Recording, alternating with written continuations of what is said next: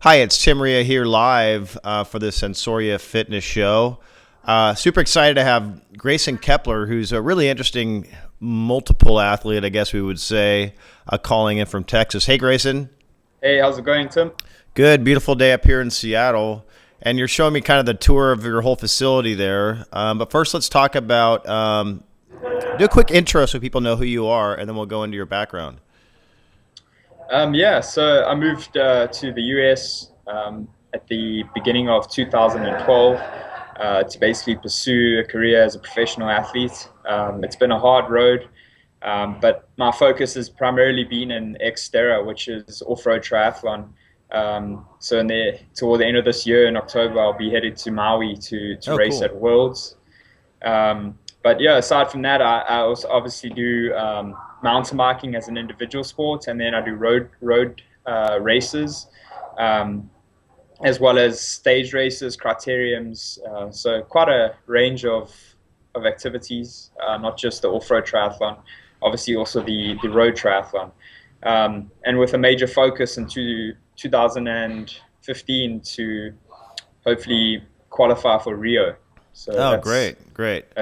that's my focus right now. So we're going to go off of the script a little bit here just because I'm kind of curious is I'm looking at just a massive amount of technology in your bike shop there within the shoes Yeah. and everything. And now we're seeing this whole wave of digital health and fitness tracker technology.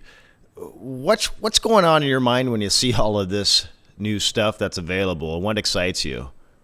I think at first, it's kind of mind-boggling to know that there's innovative products out there like what's come up with Sensoria. And then obviously from a biking standpoint, how we can apply that device to start looking at foot pressures in the shoe, to make sure that the athlete, and I do bike fits at Uh-huh. Kagan Cyclery in McKinney of Texas. So just looking at how athletes are applying pressure inside the shoe, and how that can relate to more power on the bike. And then obviously too with running, to make sure that you're not heel striking, so that you have a forefoot strike. So I think it's definitely gonna help prevent injury. I come across it pretty often in the bike world where Huh. athletes set their own cleat position on the shoe. So I'll just grab a shoe behind me quickly. Um, so basically, we have a shoe, and underneath it we have several bolts, Okay. um, and we attach a cleat to this mechanism, and this clips into a pedal, Uh-huh. and that keeps the foot stationary on the pedal. So what often happens is the cleats, when athletes set them, they don't really grasp the concept of why you set a cleat in a certain position. Ah, But it has to be. I'm coming across where athletes are setting them in incorrect positions and then they're suffering knee pain. Um, so yeah, I think products like Sensoria is going to definitely help myself as a fit expert in the bike industry to just get around that sort of thing and make sure that the athletes' cleats are dialed in correctly. And then obviously, I also coach several athletes, from triathletes to Mhm. cyclists to runners. So, using a product like Sensoria, I can definitely analyze my athletes, the way they're running, check that their gait isn't compromised, and that type of thing. How would these things be measured last year or this Um, 6 months ago?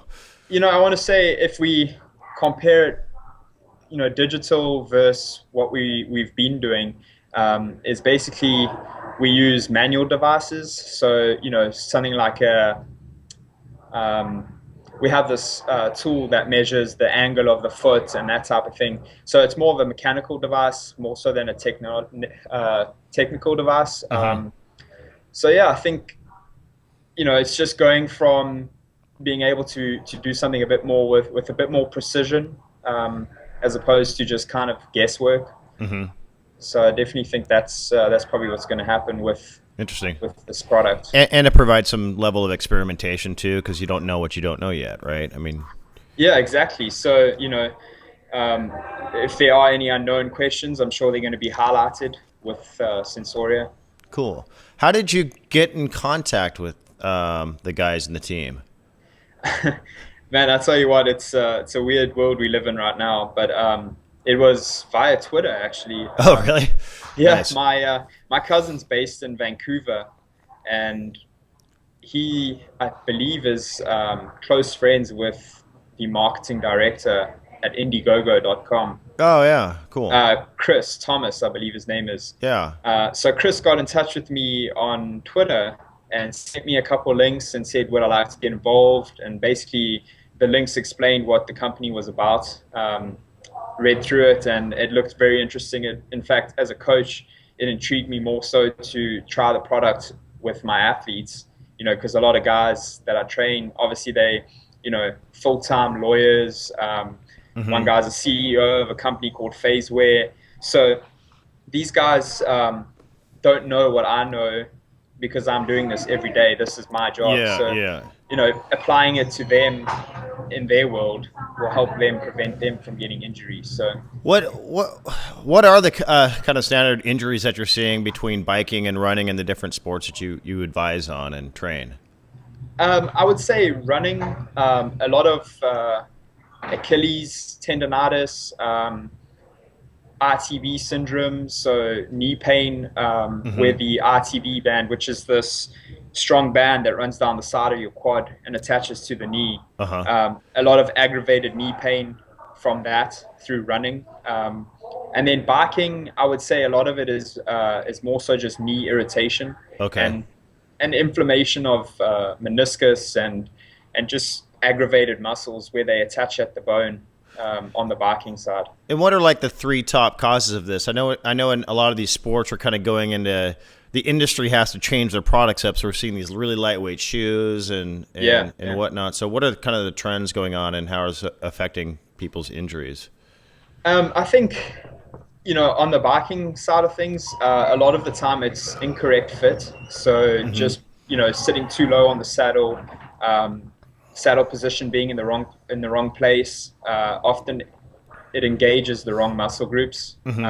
to produce the power which provides momentum to move forward. So just making sure that that they set up correctly and that everything's in the right place. Again, referring back to the shoe, making sure their cleat is in the right place Hmm.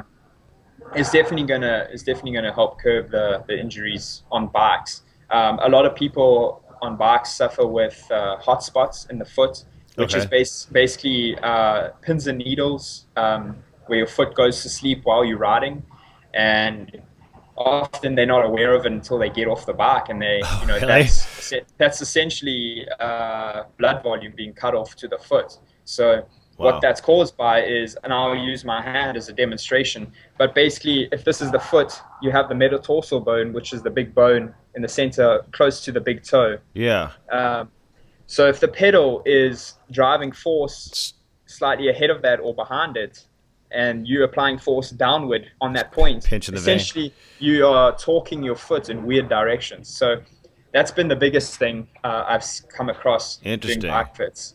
From a running standpoint, I mean, I think just making sure that the runners are on their forefoot, hitting the forefoot and not the heel, or midfoot. You can get away with a midfoot strike. It's not the best, but definitely I think Sensoria is going to help with changing up that. And I know they have the virtual coach Hmm. on the app, which basically will tell you what you're doing when you're doing it. So if I'm out running and I lose concentration and I end up heel striking for a couple strides, it's going to say, hey, you heel striking. So I think that's going to be a big difference from just something like a Garmin where you're just running and your Garmin's just Yeah, measuring you're not. pace. Yeah, it seems like the current level trackers, you're not getting granular on the on the actual foot or really what's going on. It's just kind of a generic kind of momentum or GPS. Yeah. So what kind of when you're training people, what kind of do you build a ritual for folks so they could kind of create reflex memory in their brains to mitigate injuries? What kinds of things do you do for training? Really, I tend to coach a lot of athletes that are in their 40s. They all have families and they secure in their careers. Hmm. And I enjoy coaching that type of athlete because they don't sweat the small stuff. And then I design programs according to their lifestyle and what they want to achieve. So I look at one of my athletes as a full-time lawyer. He's got a practice here in Dallas, and he's got 3 kids, a wife, and he does the family thing where he'll go to Disney World, and so just incorporating a lot of that will definitely, I think, just it will help.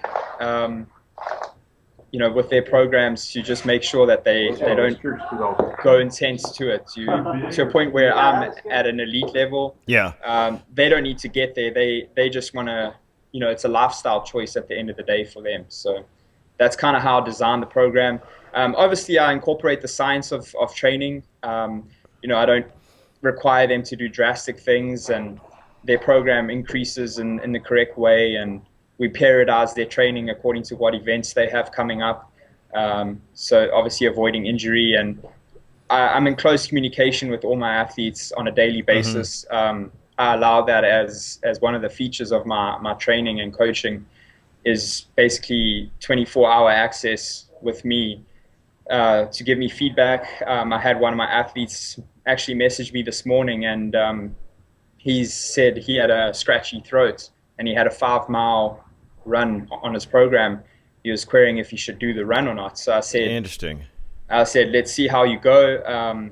If the scratchy throat gets worse throughout the day, because he had scheduled to do it in the evening. So I said, we'll make a call in the evening, but maybe not do a 5-mile, but we'll shorten it to a 3-mile. Interesting. So just being flexible and changing up their schedules and their programs to suit their needs on a daily basis. Yeah. Is pretty much how I go about setting programs. And now we're seeing all kinds of, especially with new funding mechanisms, new ideas can get to market and test marketed before they even come out. And the mobile devices and the sensors now with like Bluetooth can connect everything. What's your kind of vision of the future with this new type of quantified self technology, diet, and personal training all coming together in the next 5 years? Sure, I'll be honest. I haven't really put much thought into that. I definitely think it's going to make my job easier as a coach to just issue out sort of workouts with my athletes and engage on them on a one-on-one basis. I definitely think that's going to all be integrated, and it's going to help for sure. So, what excites you moving forward, and what do you have next? You're going to Maui. How can people support you in your efforts? From our fans that are tuning in.